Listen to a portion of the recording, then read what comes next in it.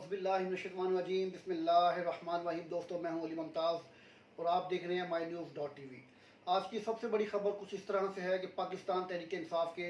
मरकज़ी रहनुमा, जिन्होंने पाकिस्तान तहरीक इंसाफ को इक़्तिदार में लाने में बिला मुबालगा बहुत काम किया, खुलकर सामने आए और इमरान खान का हर महाज पर साथ दिया और इमरान खान को हुकूमत में लेकर आने में, पंजाब में और वफाक में और KPK में हुकूमत बनाने में उन्होंने अपना वाज़ेह तौर पर किरदार अदा किया।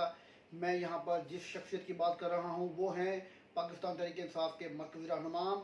जहांगीर खान तरीन, जो कि जनरल सेक्रेटरी थे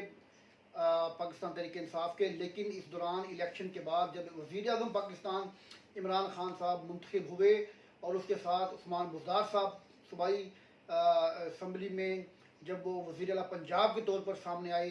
तो उनके मामलात जो हैं आपस में इमरान खान साहब के और जहांगीर तरीन खान साहब के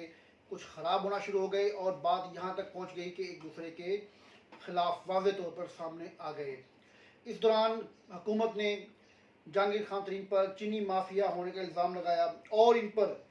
FIR भी करवाई, जिसकी पादाश में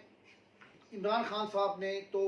एक जनरली पूरे पाकिस्तान में जितना भी शुगर माफिया था उनके खिलाफ FIR कराई और उनको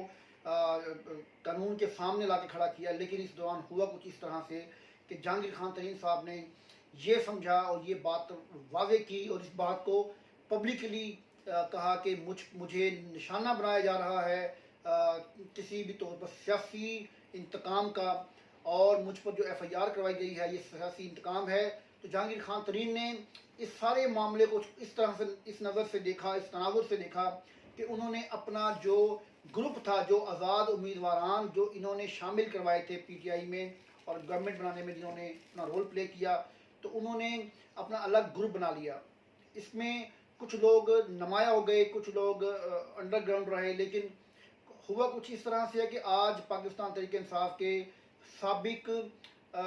जो कि अब साबिक हो चुके हैं रहनुमा और साबिक मामले खसूसी वज़ीर आला पंजाब ओन चौधरी की मीटिंग हुई है वज़ीर आला पंजाब उस्मान बुज़दार से। उस्मान बुज़दार ने उन्हें कहा कि अगर आप तरीन ग्रुप को नहीं छोड़ेंगे तो आपको इस्तीफ़ा देना पड़ेगा। तो ओन चौधरी ने उसी वक्त इस्तीफ़ा दे दिया और उनके सुपुर्द कर दिया और कहा कि मैं जहांगीर खान तरीन ग्रुप को नहीं छोड़ूंगा बल्कि आपकी हुकूमत को छोड़ता हूँ। इसी मामले के ऊपर जहांगीर तरीन ने फौरी तौर पर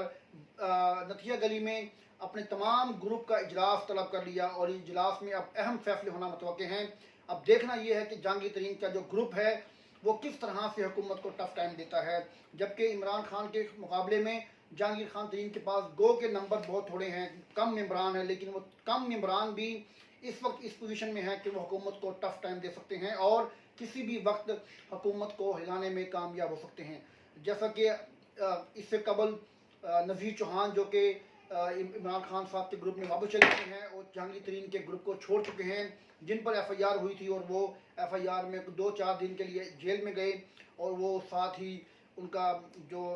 मलिक अहमद डोगर जो मामले खसूसी हैं वज़ीर आज़म पाकिस्तान के, उनके कहने के मुताबिक कि डाटा अपडेट कर दिया गया है और वो वापस इमरान खान के ग्रुप में चले गए हैं। अब देखना ये है, अहम बात यह है कि जो इमरान खान के मुखालिफिन ग्रुप में जो दूसरा धड़ा है जहांगीर तरीन का,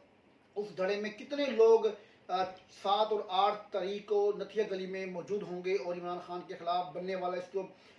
इजलास है उसमें शामिल होंगे। इसमें मामले खसूसी भी हैं, इसमें मशीर भी हैं, वज़ीर भी हैं और दूसरे मेंबरान असम्बली भी हैं, कौमी और सूबाई। अब ये बड़ा अहम मोड़ आ गया है पाकिस्तान की सियासत में। जहांगीर तरीन खान साहब अब खुल के सामने आने की कोशिश करेंगे और अगर उन्होंने अपने मेंबरान का दिफा ना किया, अगर डिफेंड ना किया तो उनका नाम और निशान मिट जाएगा। अब यहाँ पर बात जो है वो आगे बढ़ती जा रही है और देखते हैं ये मामला किस तरफ चलता है। अगली वीडियो के साथ मैं इंशाल्लाह आपके पास दोबारा हाज़िर हूँगा। तब तक के लिए मुझे इजाज़त, अल्लाह हाफ़िज़।